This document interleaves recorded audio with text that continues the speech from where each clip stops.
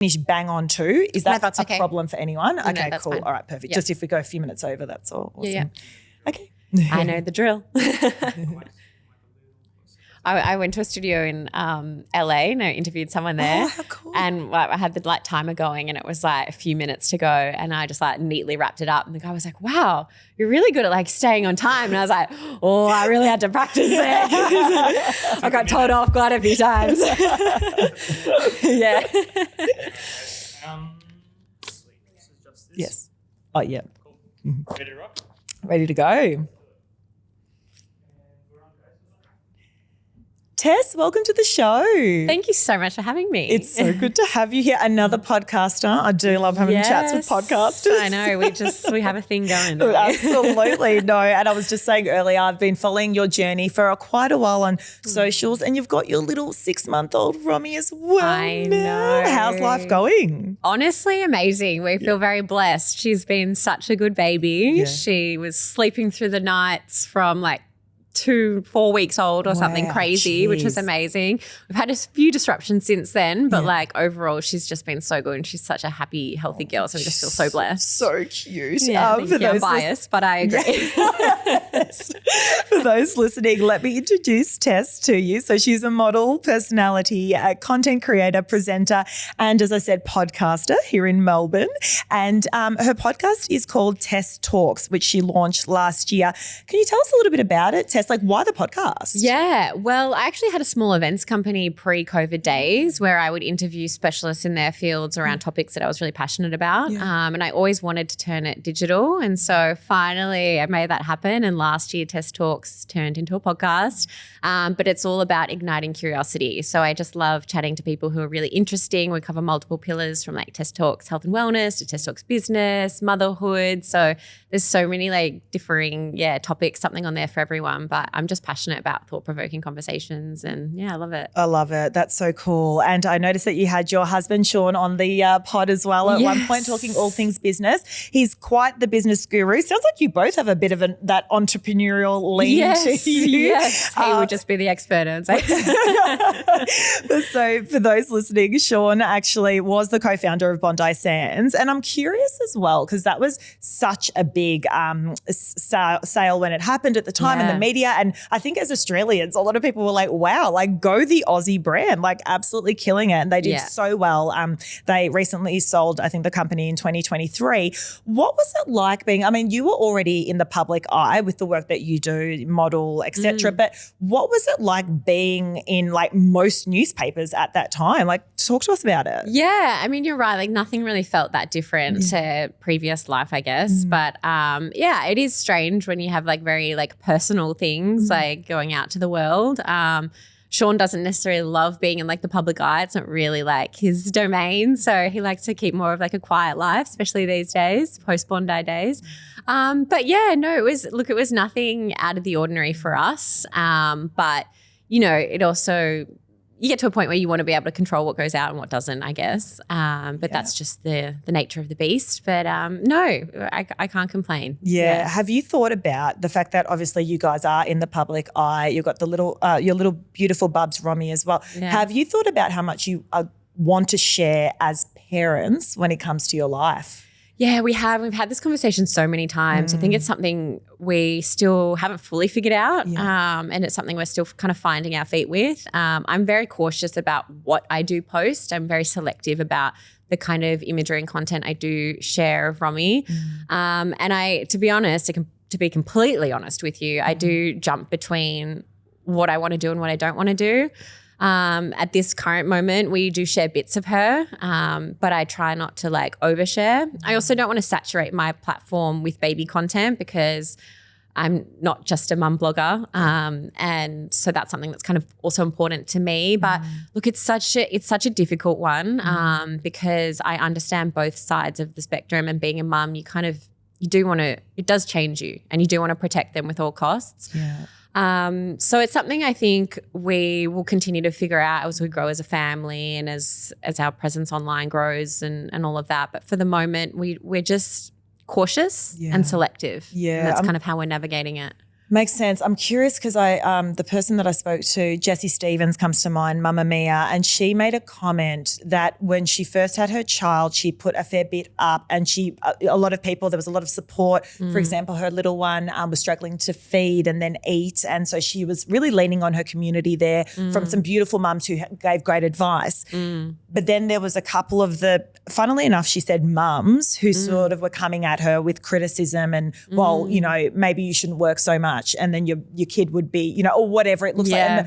And she just said, oh my goodness, come after me, come after anything you want about my personal life, but my child, it's like the mama bear comes out. And then she really pulled back. Have you, and how much she shares, have you experienced anything to date where you're like, ooh, that was a bit much, or has it been kind of pretty balanced? To this date, we haven't, and hopefully we won't. But I think that's probably a naive outlook to have. I'm sure something can arise. It's hard to say what's going to happen. It's funny too, because when I look at the kind of content that I love following mums, and I love seeing their family content, and I love relaxing, watching YouTube videos of like some of my favorite mum bloggers and their families, some of my favorite content to watch.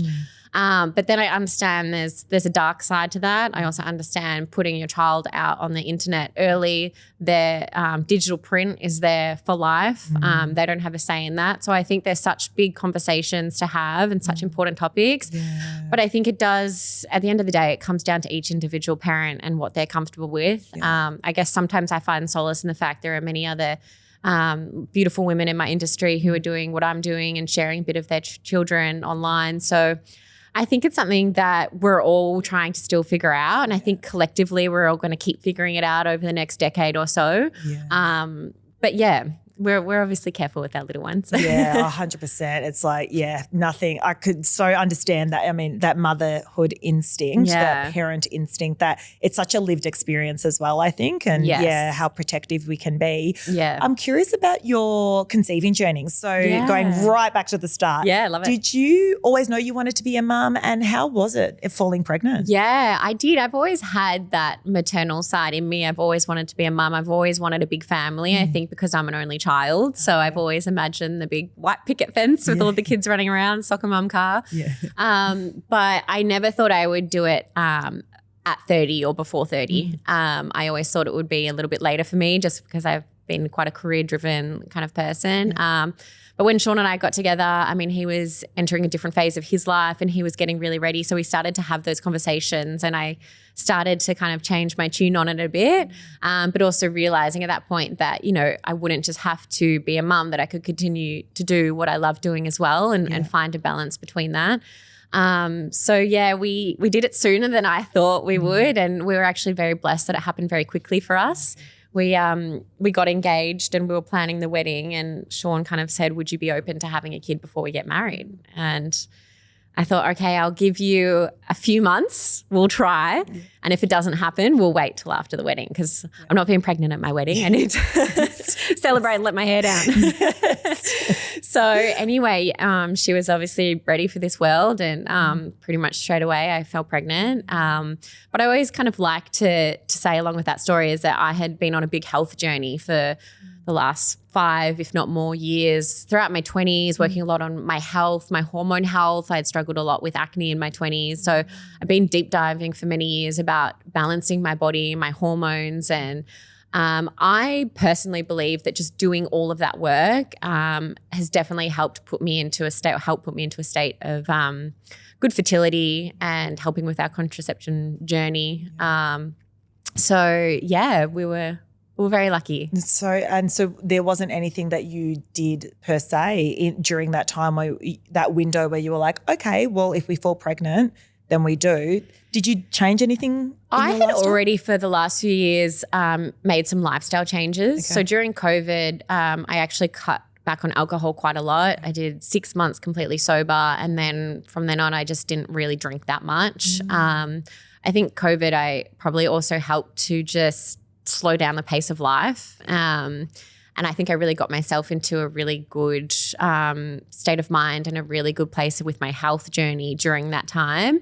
So I definitely think all of it comes into play. It's such like a holistic picture. But I do think a lot of the work I've been doing with naturopaths and different practitioners over those years is really helping put my body in a state for healthy conception. Yeah. How did pregnancy life look for you? Yeah, overall pretty good. I had the standard kind of morning sickness and things early on, which passed. I actually found second trimester was amazing for me. I had this like abundance of energy, more than I'd had in years, and had this real like hustler kind of energy come over me. It's when I got the podcast up and going. I think it was almost like having that deadline of the due date coming. I was like, I have to do all these things before the baby comes. And we were also building a house at the time, and just feel like it was a very productive time. But I did have, a few things. I had pelvic girdle pain, which was manageable, but, I had to stop things like running, and I was a big runner. So I had to stop that really early on. So for me, the hardest part was almost not being able to do all those like health and wellness things that I love so much, my LED light therapy, the oxygen chambers, all of, the cold plunging, all of that. So I did really miss that. And I was also working with some great practitioners in that time. I was working with a girl called Gabrielle Laurie, I think it is. She was on my podcast as well, but that was all about getting my body into optimal state for birth and really helping get bubs into a good position for optimal birth. Romy was breech till quite late, till about 38 weeks. So I was doing a lot of work in that time, all the spinning babies and the moxibustion, and working with these different practitioners to really try and get bubs into a good position, but also enhance as best as possible my birth experience. So was she, what ended up happening when you gave birth? Did she turn or? She, so I was doing a lot of this work, and the work that I think it's actually Gabrielle Brennan or Gabrielle Laurie. So she works a lot with muscle groups around the body and opening up space for baby to move. And so she actually noted that the right side of my abdominals was tighter than the left. And so she, over multiple sessions, was working through different areas, trying to open up space and move space. And when I went to see my OB at around 38 weeks, he was going to book me in for I always forget the name of it, but where they turn the baby in hospital under... the name of that? I haven't, no. Someone listening will remember. Yes. Anyway, so it's where they manually kind of turn the baby, but they book you into hospital and sometimes give you some muscle relaxant drugs to do it. Anyway, he said, let me just have a little feel around, and kind of poked and prodded around my stomach for not even a minute, maybe 30 seconds, and looked at me and he goes, all right, Bubs has flipped. She's in position. I was like, are you kidding? After months of stressing and worrying about it. And he's like, yeah, that's honestly quite rare for a first-time mum to have that kind of space and stuff. So I do think a lot of the prep work I had been doing was really helping and really helped to, get Bubs into her position. Yeah. Were you able to deliver naturally, or what did it look like for you? Yeah, I was. And I've actually done my full birth story for episode 1 of season 2 on the podcast, which is exciting because so many people have been asking. That's coming up, by the way. That's launching on April 15th. All right, so, check it out, everyone. I'll pop the details in the show notes as well. Yeah, so, awesome. But no, I did do a vaginal birth. Yeah. I did it without any meds. It's something I had just always wanted to... it was like a mental challenge for me. I was really adamant on wanting to try. I almost didn't. It's just a whole wild experience. And I had actually asked for meds. I'd asked for gas, but things progressed quite quickly for me. I was induced at the end. Romy came at 42 weeks. So I was induced at 42 and 1. And I was induced with the Foley balloon, which... people have mixed experiences with. For me, it was a relatively fine experience. But yeah, from I think start to finish of being in the hospital the next morning, my birth was around 3.5 hours. So it was pretty quick. So there was actually no time to ask for pain relief or anything. Things just happened, but it was amazing. Like I'd always wanted to try and do it and get that full experience of what it felt like, and to move through all the transitioning on my own, and had that experience, and it was wild and beautiful and traumatic and all the things at once. Would you do it again? Definitely. You would that way? I think that I've done it now. The way my mind works is that, well, you've done it now, you can do it again. How was the recovery? Recovery was It's so interesting. I feel like people say 6 weeks and you're generally good to go, whether it's cesarean or vaginal birth. About a 6-week recovery, maybe a bit more. I feel like that's what's commonly thrown around. But the reality of it is you're growing a baby for 9 months, and to get your body back into a position where things are kind of how they once were, it takes the same amount of time, if not more. And for me, that initial recovery was fine, and I recovered quite well and got the all clear at 6 weeks. But that whole mental and physical side and getting your body back into that state, that takes a long time. And for me, like I would say it's really only now been around the 6-month mark where I feel like I'm really like confident being like back in the gym and like running how I used to, you know, having that like pelvic floor strengthening. That takes time. That's something I completely overlooked and never knew.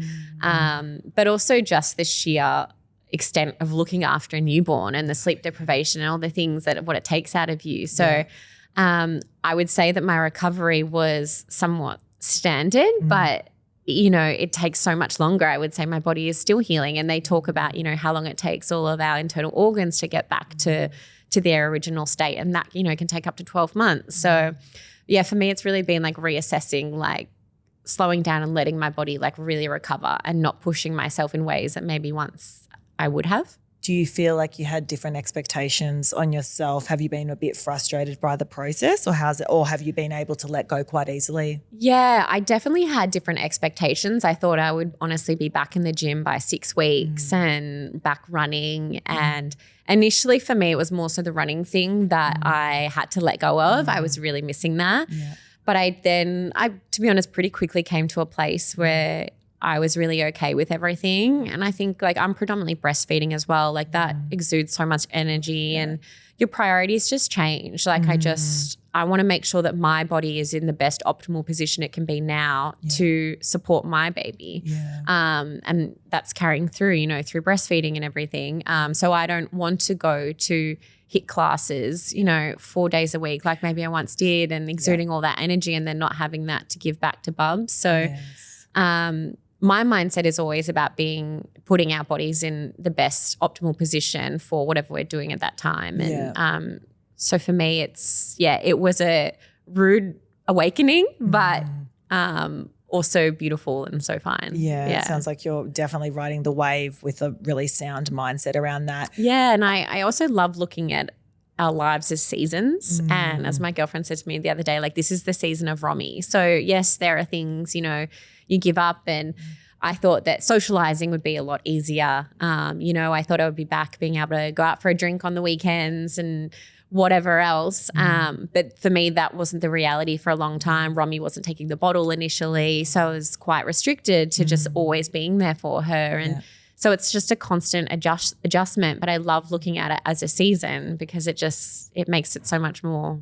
graspable. Yeah, totally. So many people talk about like mourning the season that they, you know, pre-babies and mourning that time. Yes. And you're right. Like that was a season. And sometimes you do look at people pre-babies who are like, what are we having for brunch on a Sunday? Like that's their biggest decision of the day. And you're like, damn, that was really good those right? days. Totally. You know, it's like a completely different ballgame. Everyone's so right. And they're like, lap that up. Right. You get that. Exactly. But then to your point, like so many beautiful moments in this season. And I actually really like that sort of that perspective on things as well. Yes. I'm curious in this season, talking about, you know, pre-babies, you know, you're loved up with your partner. Who do you give all your affection to? Your partner typically. And then we've got a baby, you know, that's all over us. And breastfeeding, if you are, and even if you're not, like if they're all over you. Yeah. How has there been any surprises for you from the relationship perspective as to how it sort of changed that little bit since having Romy? Yeah, it's so interesting because it's such a common thing that people talk about. Yeah.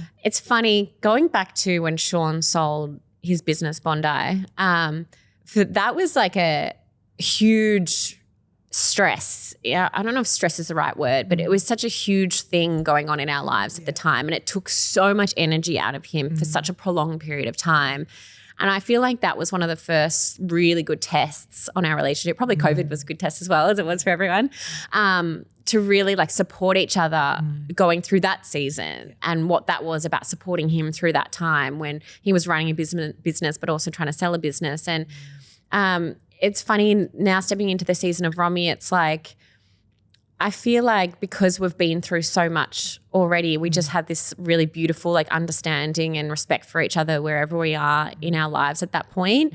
And so for us, it's actually just been a really beautiful like bonding. I'm also very blessed to have Sean at home quite a lot now. He has stepped back from work. He's taking some time off now that he's sold. So that's a real privilege for us that we are both at home and we've really been riding this journey together, especially that newborn phase together. And that's something that I think was really special for us. And I just wish that was more accessible for more families for a prolonged period, because it just helps. And I think it helps mums so much. Mums going through so much and so much recovery, and many women who experience postpartum depression or postpartum symptoms. I think just knowing that you've got that extra support, it just changes a lot. So I feel very lucky that I've had him around and we've really been a really strong team. It's not to say there aren't times that are completely testing, like especially sleep deprivation. It tests you and sends you on places you've never experienced before. So I'm not going to say we haven't had our moments, but I would be probably concerned if we didn't. Like I think it's normal and important and healthy. But I feel very lucky that we've really been riding this experience together. Yeah, it's amazing. Did you, I mean, so many of us, I experienced postnatal depression and prenatal depression. So many of us really feel like our mental health gets shaken up during this beautiful time of our lives, but it's a lot as well. Yeah. How have you found yourself sort of, if you reflect mentally, were there ebbs and flows of feeling a bit out of control, or generally do you feel quite sound? Yeah, I personally didn't experience any symptoms,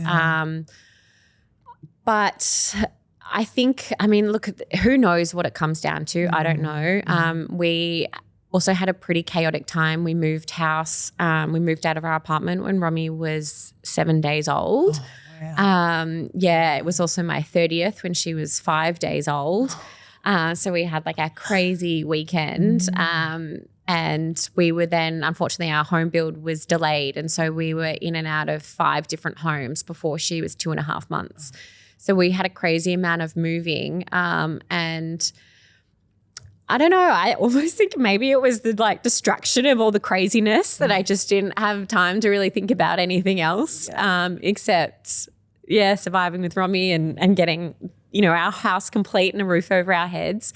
But I think also having the support of our family at that time and having people to call on. We also checked into Home Postpartum, which is a new postpartum recovery centre in Melbourne. And I just wish more women had access to this kind of thing. We stayed there for I think it was almost 10 days while we were moving houses, and being so nourished in that time. There's full care support, 24 hours.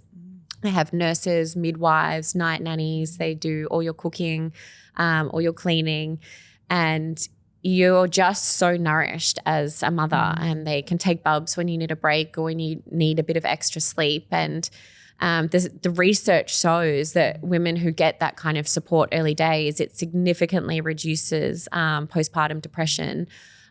So I just wish that those kind of things were more supported by the government and more looked at as a bigger picture of how that comes into play with the whole story. I definitely think that really helped. I think we checked in there pretty much when I was a week postpartum. So I think all of that, like it has to play a part. 100%. Yeah, I can so relate. And that's really interesting. I'd actually never heard of, what's the space called? It's called Home, HOMB. It's in Elstonwick in Melbourne. Yes, okay. And it's just fantastic. All the women are amazing. Larissa, who started it, had her own story of really severe postpartum depression. But just all the women there, it's amazing. Like, it does take a village to raise a child, 100%. And it takes so long for the female body to recover as well. And I love that in Asian cultures, they really look at giving yourself 40 days of no responsibilities, pure recovery. And I just think we really overlook the importance of those early days. 100%. I guess for those listening who perhaps, haven't had that experience, I think this conversation is just such a great reminder that if you are in those early days of, newborn life, just take a beat, You don't have to achieve everything that you were trying to achieve pre-baby, and just really be grounded and present in the moment that you're in. I don't know. You've just come out of this, Tess. Tell us, what advice would you give to those mums? No, you make such a good point. And I think, even if those kinds of things aren't accessible or available, it's how can you build that village around you? Pre-Bub's arrival to kind of get that support. I had some beautiful friends that brought over, home cooked food and things in that first week when we were gearing up to move house. And I just think it's calling on whoever you can and building that village around you. We live in such a society these days, which is so segregated, and we've really lost that community aspect. So even if that's calling on a neighbor or something, I think we'd be surprised to find how many people would be willing to help and assist. But I think just really prioritizing you in those days. And I think also for me, one of the things that stood out at home postpartum, when you're questioning everything in those early days, and am I doing this right? And one of the midwives said to me, she was just trust your intuition. Mum's intuition is everything. Yeah. You can read all the things and do all the things, but at the end of the day, you know your baby, and really trust that. And it just really resonated with me in that time, because I found a lot more confidence in what I was doing. And it's just really stuck with me. Yeah, absolutely. I ask all of my guests this final question. So how has parenthood changed you as a person? Oh my God. Well, it's just probably the most, you become just completely selfless, I think. Your world does change, and I don't think you can I definitely didn't fully understand it until experiencing it. Yeah. All of a sudden, you don't really care about yourself that much. Everything just becomes about keeping this little baby alive and happy. But it's just the biggest blessing. And yeah, I think I'm just surprised at how much it just changes you, and it changes your priorities and how you look at life. Yeah, I can so relate to that. I love that. Thank you so much, Tess, again for your time. Thank you so much.